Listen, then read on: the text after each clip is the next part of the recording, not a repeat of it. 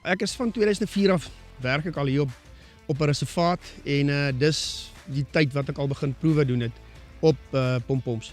So ons het 'n paar goed gedoen, 'n paar tegnieke geprobeer, jy weet, van chemiese beheer waar ons klein plantjies gespuit het en gebrand het en dan die plantjies gespuit het tot groot plante gespuit en dan meganiese beheer waar ons die plante uitgetrek het, kleintjies, grootes, gesny het, die plante afgesny het en dan blomkoppe gepluk het.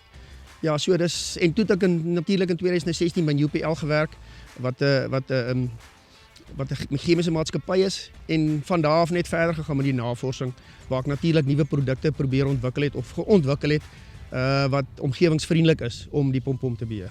Wat ons agtergekom het, laat ek jou liewer so sê, laat meganiese beheer nie die ding doen nie. Die plantjies wat ons uitgetrek het, daar waar die grond versteur het, die saad weer ontkiem.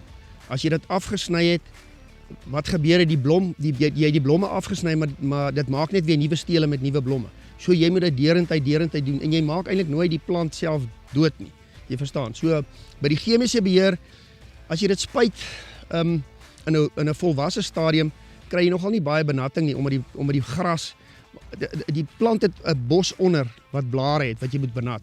Sy steel het nie baie blare nie, so dit help nie jy spuit die steel nie, jy moet die plant benat. So dis moeilik met die gras wat bo dit groei. Die beste beheer wat ons gekry het na brand. As jy dit gebrand het, is dit omtrent die eerste plantjie wat opkom. So jy kry die minste skade op ander breë blare is wanneer jy na brand spuit en jy wag dat die plant omtrent so tussen 5 en 10 cm is en dan spuit jy. Dan kan jy hulle individueel ook spuit. Ja, die pompoms is oorspronklik van Suid- en Sentraal-Amerika. Ja, en ek dink niemand weet regtig hoe dit hier gekom nie, maar die mense beweer maar dat dit as suurplante ingebring is in Suid-Afrika en van daar versprei het. Dit het oorspronklik op versteurde areas voorgekom, langs paaie waar die ouens maar geskraap het en daar versteurde areas was en net van daar verder versprei. Ek meen dis die eerste keer actually in die 1960s in Pretoria gesien in Fonteinevallei, die eerste keer in die 60s en toe in die 70er jare in Durban, naby Durban gesien. So ja, en van daar af het dit net versprei. Vandag is dit so ver noord soos Polokwane, as jy na die ooste kyk, Swaziland, Durban, Oos-Kaap, suid omtrent so ver soos Bloemfontein en dan in die weste kan jy sê Rustenburg en Valwater omgewing. Dit het nogal 'n redelike groot impak op weidings, veral grasvelde en vlei lande. En as gevolg van hulle aanpasbaarheid het hulle ander habitatte ook al oorgevat. En wat dit doen is, dit verdryf of verplaas die inheemse spesies en verlaag dan die biodiversiteit en so ook dan jou draagkrag op jou natuurlike areas. Kom ek sê vir wat ek dink nie dis skadelik vir diere nie, maar hulle eet dit nie eintlik nie. Ek het nog nie gesien, aan die begin van die seisoen is dit so, dan sal jy sien, daar word dan plantjies geëet, maar bitter min. So daar's nie iets wat natuurlik hulle uitsort nie. Dis ook met so 'n groot probleem is. Biologiese beheer, ja, dit werk goed, dink ek, op party plekke. Dit hang maar af waar jy dit sit. Dit vat net baie lank en die verspreiding van die thrips of die blaaspootjies vat lank om te versprei na groter areas toe. So ek sou sê, as jy dit wil gebruik, moet jy dit liewers op kleiner areas gebruik waar daar nie invloede van buite as of wat saad kan inwaai nie. Ek dink dan sal dit goed werk en dan het jy tyd vir dit, ja. Meganiese beheer, ek dink ons het al 'n bietjie vroeër daaroor gepraat. Weet dit is die uitskoffel van die plant, die uittrek van die plant. Dis nou maar die sny van die plante. Ja, dit werk goed.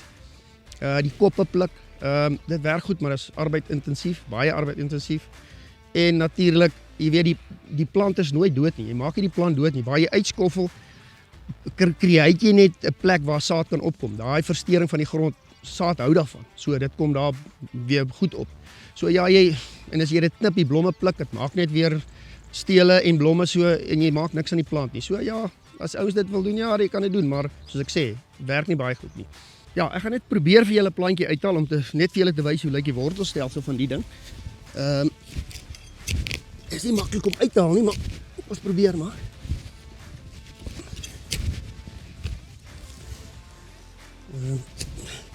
Jy kan klaar sien hoe diep is hy. En hy het hier kan jy nou sien. Hy het hierdie tuber-like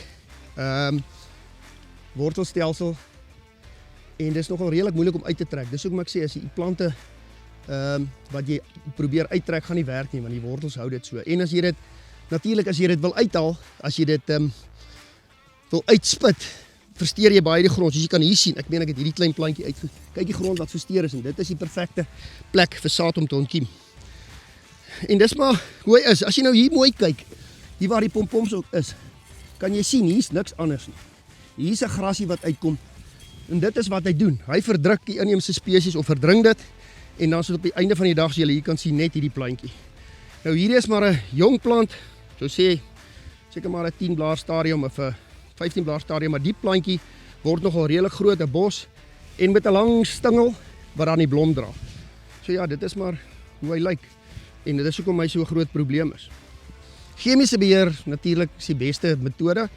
En wat ons agtergekom het, wat ons vroeër gesê het met brand. As jy met plekke saam met hulle brandprogramme werk en dan waar hulle gebrand het en wag vir die plant om weer op te kom, jy gebruik jy minder chemiese produkte, jou onkruiddoders.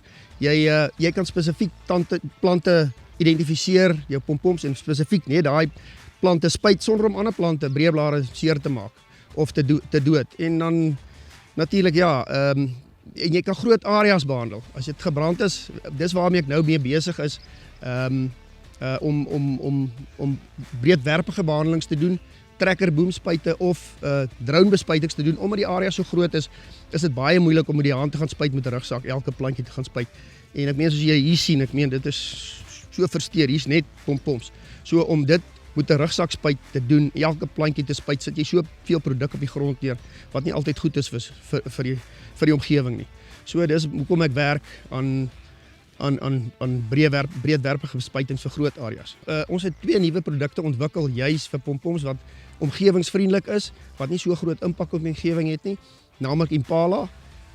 Dis 'n vloeibare middel en kan op pompoms gebruik word, en dan Forester. Dis 'n benatbare poeier en ook met sukses op pompoms gebruik word. Sê die aktiewe wat ons gebruik is nie so skadelik vir die omgewing. Daar is aktiewe wat swaar chemie is wat ons probeer weghou van areas waar jy breedwerpig spuit. So hierdie aktiewe wat ons gebruik is omgewingsvriendelik, en daar is 'n weerhoudingsperiode van die produkte, maar jy kan dit met gemoedsrus gebruik op jou areas. Die Impala het 2 aktiewe. Dit is tricloper en fluoroxyper, die kombinasie van die 2. En dan natuurlik jou Forester is met sulforometiel. Dis 'n poeier, en dis maar die 3 produkte, die aktiewe of die molekules wat ons gebruik in die 2 produkte.